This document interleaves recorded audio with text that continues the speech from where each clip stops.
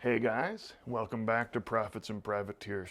This video today isn't just a response to the stuff that's going on in the world. My hope is that 10 years from now, this will still be a valid thought process and conversation that we can have, but it would be disingenuous for me to pretend that this didn't have something to do with the news of Russia invading Ukraine and all this stuff that's going on surrounding that, the fear that seems to be bubbling up around that. So I want you guys to know that this is sort of a part two to one of the first videos that we did that had really bad audio quality that I just haven't had time to tweak or reshoot yet, talking about the need to have a capacity for violence and how that sort of a thing can still fit with a peaceful mindset, that whole idea. But today we're going to kind of open that lens up a little bit and talk about the idea that war can be justified, that sometimes an intervention is required, and that on a personal level and on a corporate big nations moving level, sometimes something just needs to be done.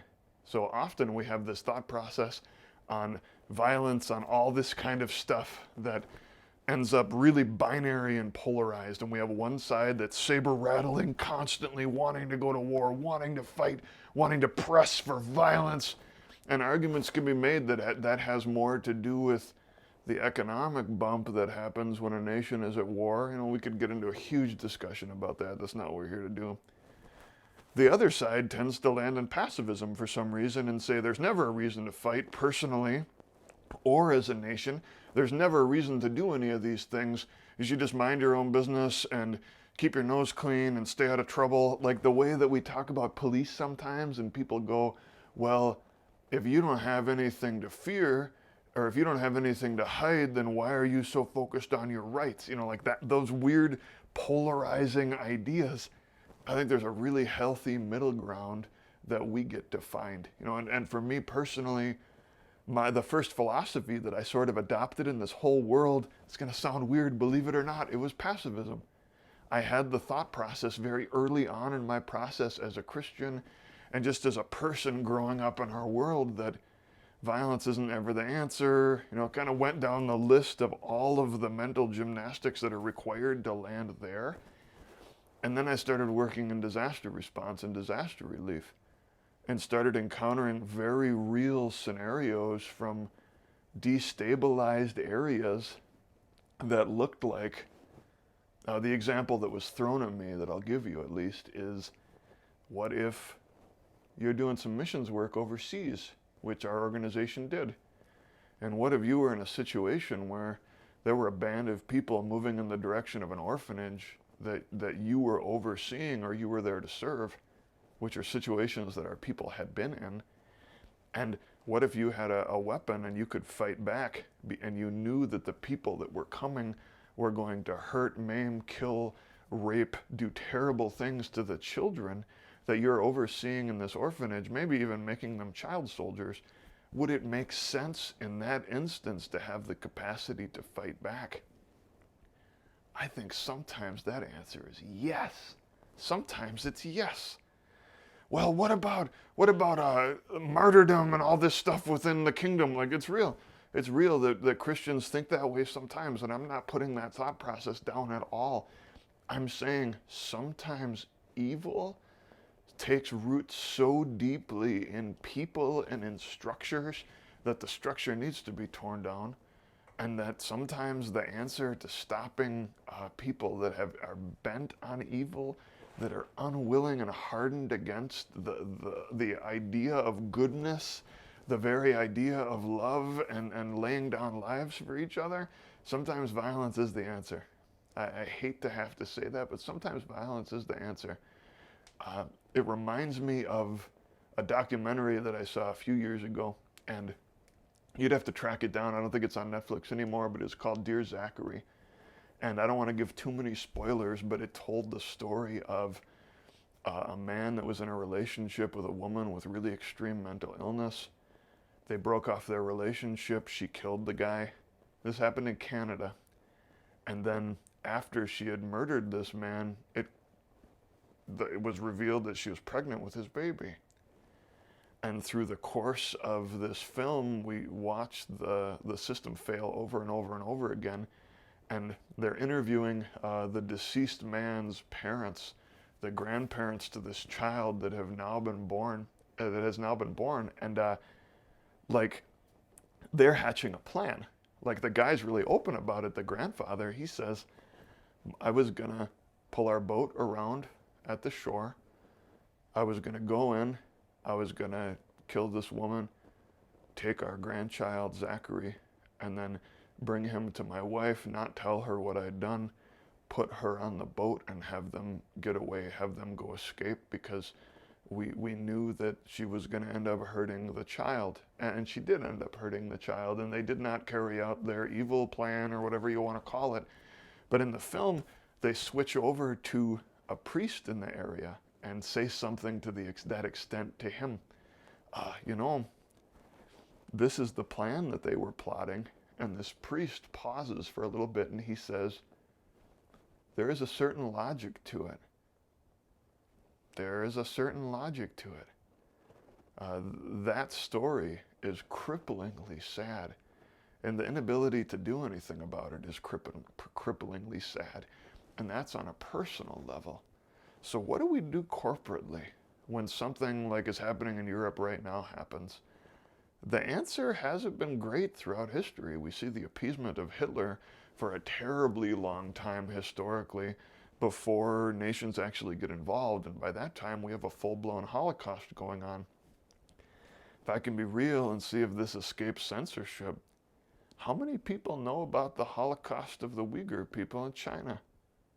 Because we have really, really good mounting evidence that says that in a province of China, there are people that are being rounded up into concentration camps, some of them killed and having their organs harvested. Horrifying Nazi Germany kind of stuff happening in the world. Is there a point that it is evil to do nothing? Is there a point that it's evil to do nothing? I think so. I think there's a point that it's evil to do nothing.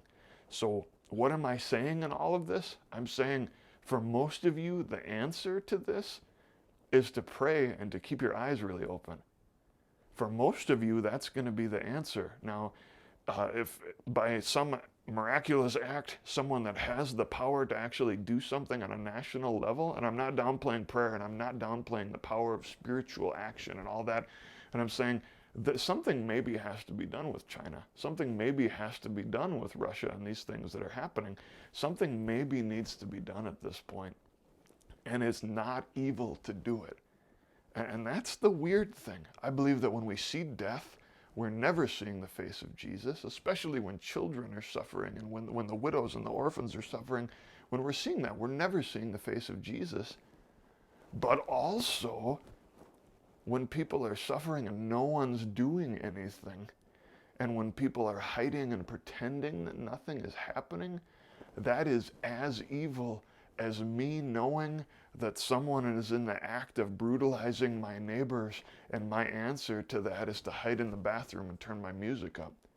And it reminds me of the accounts of the trains loaded with the undesirables, not just the Jews, but the undesirables in Nazi Germany, going by churches.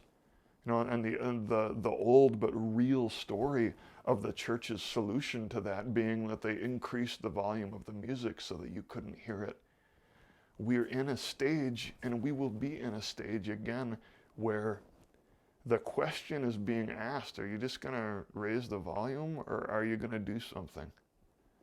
Pray, contact your representatives, do whatever you're feeling led to do, but realize that on a personal level, violence is very rarely the answer, but when it is, your response needs to be life and death, explosive and capable. And on a national level, sometimes violence is the answer. And not the supreme answer. We know that heaven's best good, we know that the best advance of this whole kingdom mindset that we talk about would be that nations lay down their arms and peace floods in, and that revival sweeps the whole world, and that God's goodness is manifest through every nation, tribe, tongue, and people. We realize that? That's not always the case. And to sit by while people suffer is as much an evil as to be the one causing the suffering. So I know this is a really big topic and we broached it on a very surface level. If there's a chance, we'll talk about this more in the future, because it's a philosophy, it's a philosophical, theological, and social conversation that we need to have, because we haven't found that happy medium yet. We haven't found that place that actually makes sense as a nation, as a culture, as the West, if I can use that kind of massive term. I don't know that we've found the right place yet. And we've had a really long time to do it, which explains kind of how complicated all this is. What I know personally is that your spiritual fitness is really, really important. That being motivated by fear is never going to be the answer for you ever. That the second you are drawn to take your eyes off of what is right and what is good and what is holy and what is moral and what draws you into a good place, the second you are tempted to leave those things behind, you don't know what kingdom you're partner with anymore, and you're probably going to make some real bad decisions. So what I would say is try to walk through this next season that we're getting to walk through together with peace, and don't disregard connection to other people. Like if things were to get bad in the United States, and I'm not saying that they are, I'm not prophesying that that's going to happen, I'm not doing any of that, but if it were to get bad, having a group of close friends that you can rely on, having a really healthy community, even a really healthy church community, will help you to be able to get through that. It'll help you to be able to get through that. So I have hope that we're going in a good direction. I have hope that nations will figure this stuff out. I mean, the Bible promises that of the increase of the government and of peace of Christ, like the increase of that, there'll be no end. Hope we get to see that increase. But that increase doesn't mean that you keep your mouth shut. That increase doesn't mean that you pretend nothing's happening. That increase doesn't mean that you just put your blinders on and pretend there's not evil out there when it is. So my recommendation, on an individual level, what are you doing? What are you doing? Spiritually, physically, mentally, what are you doing on a physical, personal level to deal with hard things if they were to find you? And what are we doing as a nation? What are we doing as a nation? And these are hard questions. They're hard questions, and I don't have easy answers for you, but I hope it gave you something to chew on. I hope it gave you a little bit of perspective on how we get to navigate the line between total pacifism, we're not going to do anything but hide both personally and corporately, versus crazy warhawk saber rattling, the answer is always hurt 'em, shoot 'em, kill 'em, Rambo stuff.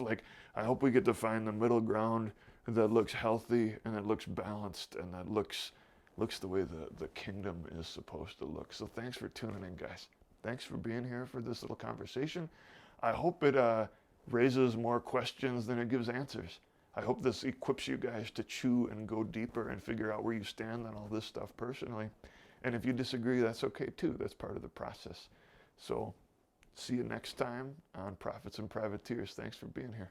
Bye, guys.